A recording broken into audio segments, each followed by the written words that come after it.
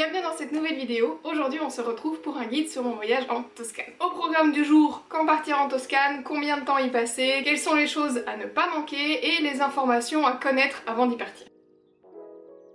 Selon moi, les meilleurs mois pour partir en Toscane sont les mois de mai, juin, septembre et octobre. J'éviterai les mois de juillet et août pour la simple et bonne raison déjà que ce sont les mois les plus touristiques, bien évidemment. Et puis ensuite parce que c'est des mois qui sont extrêmement chauds, assez étouffants, surtout quand vous êtes à l'intérieur des terres, donc forcément un petit peu moins agréable pour les visites. Nous personnellement, nous sommes rendus en août parce que c'était le meilleur moment pour nous avec le travail. On a eu de la chance parce qu'on est parti en pleine période de Covid, donc du coup au final c'était quand même pas trop bondé, mais honnêtement les températures ça a été un petit peu dur, donc c'est pas forcément le mois que je conseille. La seule et unique raison pour laquelle il serait intéressant de partir au mois d'août, c'est parce que à Sienne, donc c'est une des villes, j'ai envie de dire, emblématiques de la Toscane, on a le Palio. Le Palio c'est un événement culturel qui a lieu toujours au mois d'août, il me semble à la deuxième moitié du mois d'août. Ce sont en fait tout simplement des courses de chevaux qui ont lieu sur la place centrale de Sienne et qui opposent les différentes familles de la ville. Ça a l'air ultra sympa, bon à cause du Covid bien évidemment on n'a pas pu y assister parce que c'était annulé, mais pour l'occasion la ville était quand même décorée de 1001 drapeaux aux couleurs des différentes familles de la ville, donc du coup c'était vachement sympathique et c'est un petit peu la seule et unique raison pour laquelle je partirais en août en Toscane, mais franchement pour le reste j'éviterai un petit peu ces 2 mois d'été.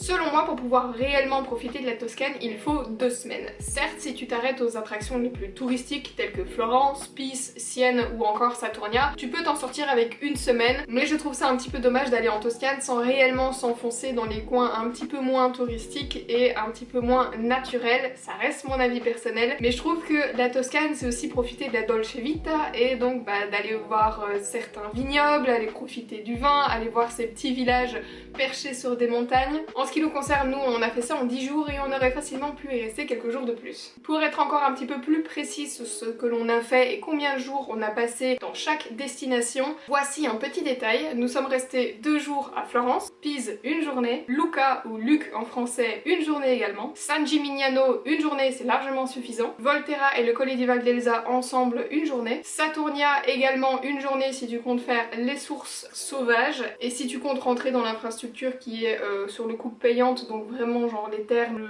l'infrastructure un petit peu spa qui est proche des sources sauvages. Pour moi il faut rester 1 journée histoire de vraiment profiter des lieux, mais j'y reviendrai un petit peu plus tard dans cette vidéo. Pour faire Sienne, 1 à 2 journées, le Val d'Orchia 1 journée également, tu peux faire Assise 1 journée, les Sur de San Filippo 1 journée également, ce qui te fait en tout 12 jours de road trip. À ça bien évidemment il faut ajouter les temps de trajet entre les différentes destinations. Il y a d'autres petites villes que tu peux faire comme par exemple Monteriggioni, Montepulciano qui sont aussi intéressantes, pourquoi pas les ajouter à ta route en fonction de tes vols également, hein, parce que si tu arrives par exemple en avion et que tu arrives en fin de journée sur tes 14 jours, t'en as déjà une qui sera entre guillemets mangée par le trajet aller et peut-être par le trajet retour. On m'a fait la réflexion sur Instagram donc je tiens à aborder le sujet ici. Pourquoi est-ce que tu n'as pas fait 5 terres? Alors en effet 5 terres c'est pas très loin de Pise, c'est pas très loin de Florence et je ne l'ai pas fait. Pourquoi? Alors déjà en fait 5 terres c'est hautement touristique, donc pour moi me rendre là-bas en juillet-août c'était inconcevable, même en temps que Covid, c'était un non. J'avais un ami qui était allé en juin et qui m'avait déjà dit que c'était full, donc j'avais pas envie d'y aller. Et de 2, les 5 terres ne font pas partie de la région de la Toscane et ce guide est sur la Toscane. Donc je vois pas trop l'intérêt de parler des 5 terres dans un guide sur la Toscane. Et en plus je n'y suis pas allée, donc je n'ai pas forcément d'avis à donner sur cette destination. En ce qui nous concerne, on a fait toute l'Italie en voiture avec notre propre voiture. On n'est pas du tout arrivé en avion, mais sache que si tu veux arriver en Italie, il y a plein d'aéroports que tu peux utiliser, notamment celui de Pise ou de Florence, qui sont desservis majoritairement par des compagnies low cost, telles que Ryanair ou encore EasyJet. Donc à ce sujet, pas trop de difficultés pour t'y rendre à moindre prix. Pour rouler en Italie avec sa propre voiture, il te faudra payer le péage. En soi, rien de dramatique, pas besoin de vignette. Par contre, tu peux acheter un petit appareil que tu colles au ton pare-brise qui en fait sera scanner au péage et donc du coup tu n'as pas besoin de mettre ta carte. En ce qui nous concerne, on n'avait pas envie d'acheter cet appareil et de le faire livrer chez nous, on a préféré payer au péage tout simplement à chaque fois où on rentre, on met notre carte, on récupère notre carte. On n'a jamais eu de problème de faire la file ou quoi que ce soit, ça a toujours fonctionné sans encombre et avec toutes nos cartes de crédit, donc on n'a jamais eu de problème de devoir payer en espèces ou quoi. Concernant les payages, on n'a jamais eu trop à se plaindre, on n'a pas trouvé que ça coûtait extrêmement cher et franchement, je pense qu'on a dû payer une dizaine d'euros de payage maximum sur toute la durée du séjour. Ça a été très rare, la plupart du temps on a pris des petites routes un petit peu sinueuses entre les différentes villes parce que on a fait des petites villes telles que Volterra, San Gimignano, Monteriggioni, donc forcément il n'y a pas vraiment de grande autoroute ou de péage entre ces villes, donc du coup ça a quand même été assez pratique. Je pense que la réelle seule autoroute que nous avons prise ça a été entre Milan et Florence, possiblement entre Sienne et Rome, et ça s'arrête là. Pour tous ceux qui voudraient voyager en train, sachez qu'il est également possible de voyager en train. Il y a seulement certaines destinations qui seront un petit peu plus difficiles d'accès, comme par exemple Saturnia, parce que les sources ont l'air de rien pas forcément desservies par les bus ou encore par les trains, ça c'est sûr et certain, tout du moins j'en ai pas vu. Donc si tu veux aller à des coins un petit peu plus reculés, bah louer une voiture ce sera peut-être beaucoup plus pratique pour toi. Par contre si tu restes dans les villes telles que Pise, Florence, Sienne, alors là franchement prendre le train ce sera vraiment pas très problématique et en plus ça coûte pas très cher. Par contre pour les villes telles que San Gimignano, Monteriggioni, Volterra, on a vu des bus, mais il faut quand même avouer que c'est pas non plus le moyen le plus efficace de se déplacer. C'est pas forcément ce que je conseillerais. Je pense que si tu t'arrêtes vraiment aux très grosses villes et que tu as moins d'une semaine, d'accord, mais si tu veux voyager un petit peu plus dans la campagne italienne, pour moi c'est pas le meilleur des choix, mais après ça reste mon avis personnel. Et alors aussi, accessoirement parlant de la conduite en Italie qui est quand même assez sportive. On n'a pas eu d'accident et on n'a pas croisé d'accident, ce qui est quand même un petit peu un miracle vu la conduite des Italiens. Je dois quand même avouer que certains m'ont fait un peu peur, faut avouer ce qui est. Ils n'utilisent pas leur clignotant, ils se garent n'importe où, et ils sont du genre à faire des queues de poisson, ils regardent pas dans leur rétroviseur. Autant vous dire que les règles de sécurité basiques ne sont pas forcément toutes appliquées en Italie. Bon après j'ai envie de dire qu'en Belgique on conduit pas forcément très bien non plus, donc du coup ça a pas été un très grand dépaysement, c'est sportif. Au final tout s'est bien passé, on n'a pas eu d'accident, on nous a pas griffé la voiture, j'avais très peur de la retrouver dans un sale état. Et au final non, quand bien même les gens se garent partout et sont du genre assez brusques au niveau de la conduite, je dois avouer que aucun d'entre eux n'ont fait d'accident et aucun d'entre eux n'ont embouti ma voiture, donc au final, bah tout s'est bien passé. Je pense qu'il faut juste savoir ce genre de choses, soyez très attentifs sur les routes. Les Italiens ont une conduite très sportive, du coup ne soyez pas distraits, faites attention aux autres, prévoyez, soyez prudents, vaut mieux toujours être averti. Concernant l'alimentation en Italie, bon, il y a énormément de choses à goûter, hein. Que ce soit les pastas, les pizzas, les arancini, le vin. Est-ce que j'ai besoin de parler du vin? Je pense que j'ai jamais dégusté autant de vin et acheté autant de vin qu'en Italie. D'ailleurs, on a passé la frontière avec plus de 20 litres de vin, ce qui est techniquement illégal, mais bon. Ça on l'a su qu'après, mais c'est pas grave, on n'a pas été arrêté donc on s'en fout. En Italie, franchement, un véritable régal. Je comprends pas pourquoi j'ai pas été en Italie avant, parce qu'on a fait que manger pendant tout le séjour. C'était clairement l'un des pays où j'ai le mieux mangé au monde, et Dieu sait que pourtant c'était très difficile de concurrencer la Chine et le Japon à ce sujet, mais incroyable. N'hésitez pas à goûter des trucs au premier abord qui sont un petit peu moins connus, où vous vous dites ouais mais ça a pas l'air incroyable. On a goûté des pâtes au sanglier, on a goûté des pâtes au ragoût, sur le coup tu te dis ouais non, je vais rester sur les bons basiques de pâtes carbonara etc.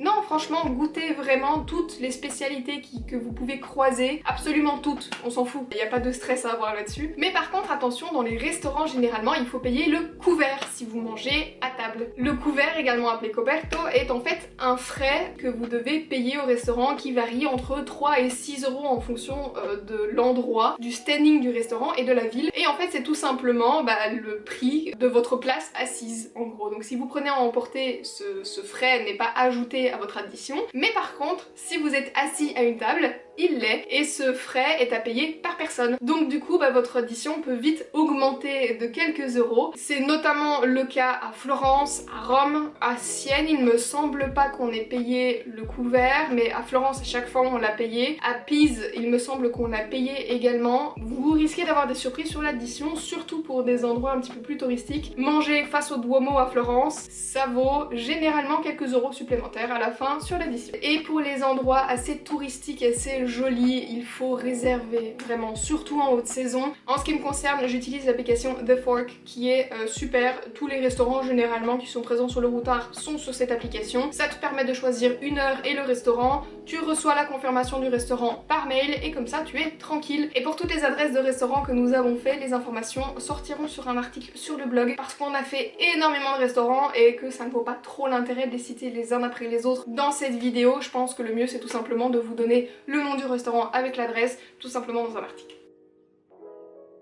Mes gros coups de cœur ont été pour San Gimignano et Sienne. Sienne notamment parce qu'il y avait le Palio et que la ville a été décorée avec 1001 drapeaux. En plus, au moment où nous y sommes allés, la cathédrale avait découvert entièrement les sols, parce qu'en fait la cathédrale de Sienne a des sols en mosaïque, mais en mosaïque de pierre, c'est assez spécial. Je ne sais plus du tout comment ça s'appelle, j'ai très mal préparé ma leçon, je m'en excuse. Mais en gros, ce sont des sols qui sont la majorité du temps recouverts parce que à force de marcher dessus, tout simplement ça s'abîme, et ils ne sont découverts que quelques mois par an, et au moment où nous sommes allés, ils ont tout simplement été découverts, donc on a pu les admirer, et ça c'était quand même vachement cool. Donc si vous allez à Sienne, n'hésitez pas à regarder sur le site internet officiel de la cathédrale de Sienne pour vérifier que les sols soient découverts. Et puis le Palio, quand bien même il n'a pas eu lieu, je trouvais que l'ambiance était vachement sympa, donc ça c'était aussi un gros plus pour la ville de Sienne. Gros coup de cœur également pour San Gimignano, l'hôtel qu'on avait une mini terrasse, vraiment toute mini la terrasse, mais pour le coup je trouve que c'était vraiment un point de vue exceptionnel sur la ville pour pouvoir admirer le coucher de soleil et le lever de soleil, c'était extra. Et puis en plus cet hôtel abritait le meilleur restaurant de la ville, donc que demander de plus. Le seul problème c'est que ce restaurant est tellement prisé qu'il faut réserver plusieurs jours à l'avance, donc du coup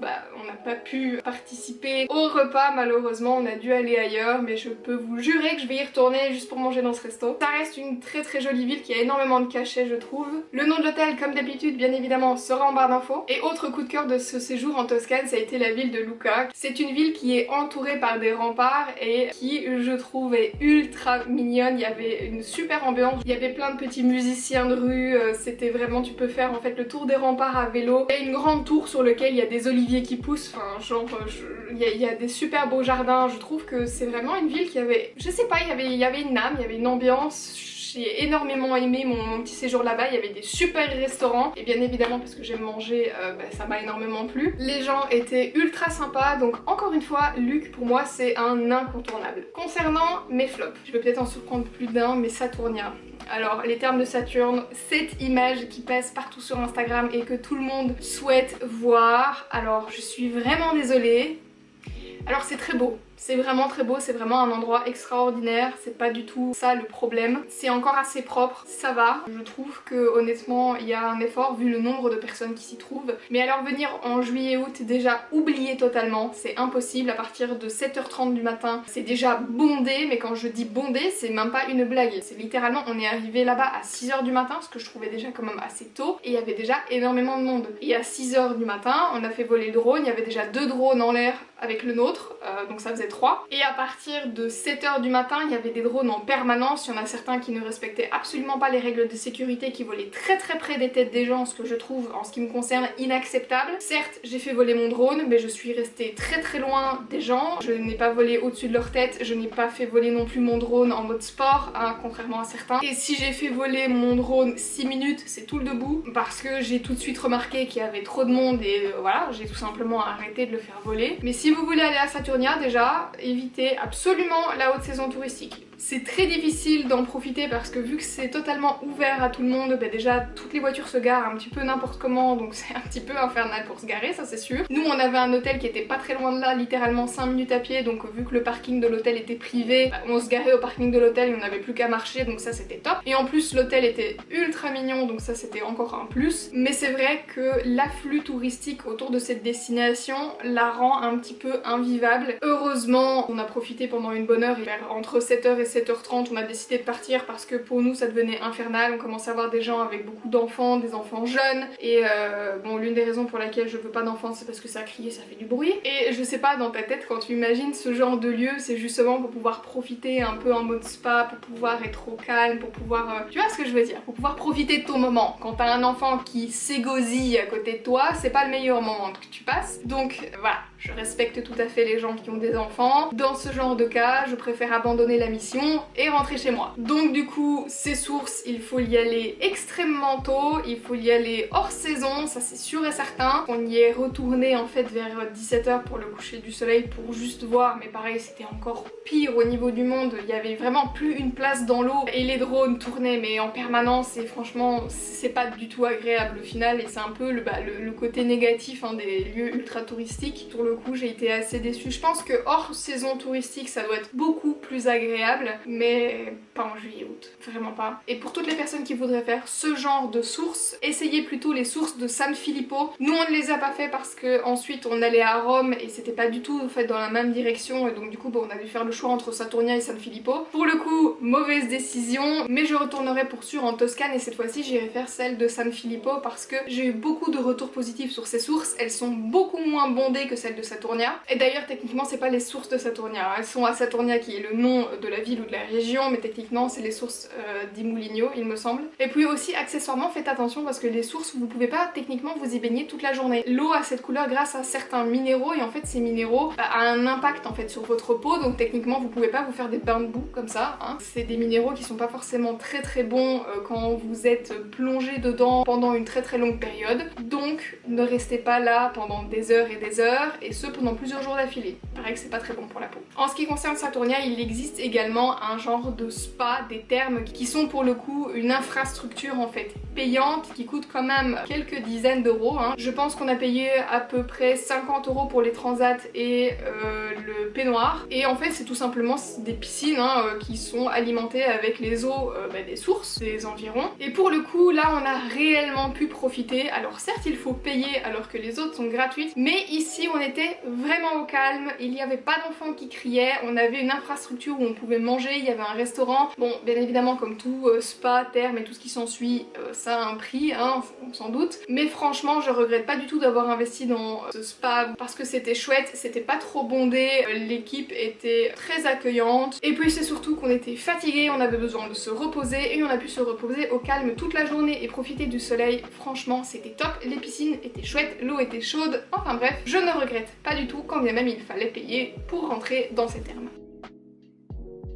Alors pour la liste des hôtels que nous avons fait comme d'habitude, tous les liens seront en barre d'informations. Je vais également faire un article de blog avec un peu plus d'informations détaillées sur chaque hôtel. En soi, tous les hôtels étaient tout à fait ok, ils étaient confortables, les gens étaient vachement sympas, il n'y en a aucun que je déconseille. Juste pour votre information, les hôtels de Florence et de Sienne avaient le parking compris dans l'hôtel, mais par contre le parking était payant, c'était 20 € par jour. Ça reste quand même assez cher, mais bon c'est comme ça, on peut pas trop faire autrement. Le parking en ville ça reste possible, mais nous on n'avait pas forcément envie de laisser la voiture dehors, on avait peur un petit peu qu'on la raye, donc bon on a fait en fonction. Mon hôtel préféré reste celui de San Gimignano, le patron de l'hôtel était ultra sympa, le restaurant avait l'air extraordinaire, malheureusement on n'a pas pu le tester, et puis alors aussi la terrasse de l'hôtel, je trouve que c'était vraiment un must. Le parking était compris, il était cependant à l'extérieur de la ville parce que c'est pas forcément possible de se garer à l'intérieur de San Gimignano, mais au moins il avait l'honneur d'avoir un parking et ça c'était cool. L'hôtel de Florence aussi était ultra bien, il était cependant un petit peu plus à l'extérieur du centre-ville parce que on a cherché tout simplement un parking qui était compris avec l'hôtel, donc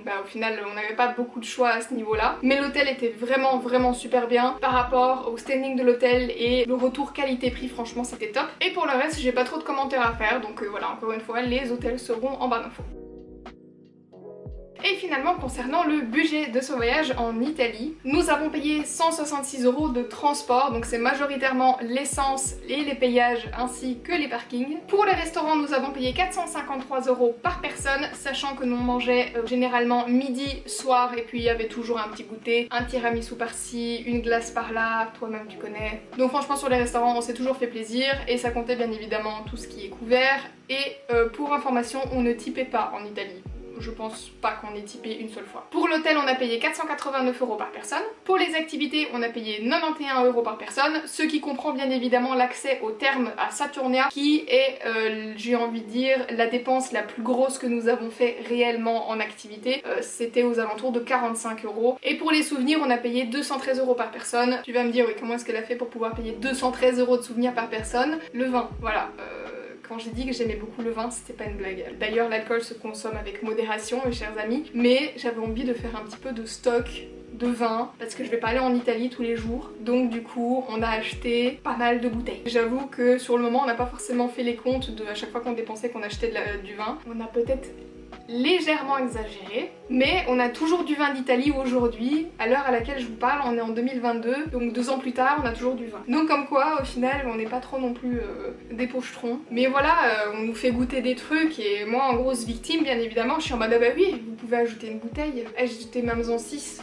Alors autant vous dire que les gens, dès qu'ils me voient et qu'ils me font goûter du vin, ils ont pas encore compris, mais ils ont trouvé la bonne pigeonne, hein, ça c'est sûr. Enfin bref, ce qui nous vaut un total de 1412 € par personne pour ces 12 jours en Toscane. Je trouve que ça reste un budget qui est encore abordable, sachant quand même que j'ai un petit peu craqué mon slip au niveau du budget vin. On a trouvé pas mal d'hôtels qui franchement étaient très abordables au niveau des prix pour un haute saison en Italie. Je pense que c'était notamment dû au fait que c'était une période Covid et on essayait de faire revenir des touristes. Je ne suis pas sûre qu'aujourd'hui si vous allez en Toscane vous aurez des prix aussi intéressants si vous vous y rendez au mois d'août, pour la simple et bonne raison que les touristes sont revenus entre temps. Mais en tout cas les hôtels que nous avions trouvés étaient des hôtels qui étaient dans des prix généralement assez abordables et au niveau qualité-prix et au niveau localisation très bien. Bien évidemment des informations complémentaires sur les adresses des restaurants et des hôtels et des activités aussi sortiront sur le blog dans les semaines à venir, donc n'hésite pas à t'abonner à mes réseaux sociaux pour ne rien rater. Si tu as des questions n'hésite pas à me les poser en commentaire, il y a peut-être des choses que j'ai oubliées donc je n'hésiterai pas à y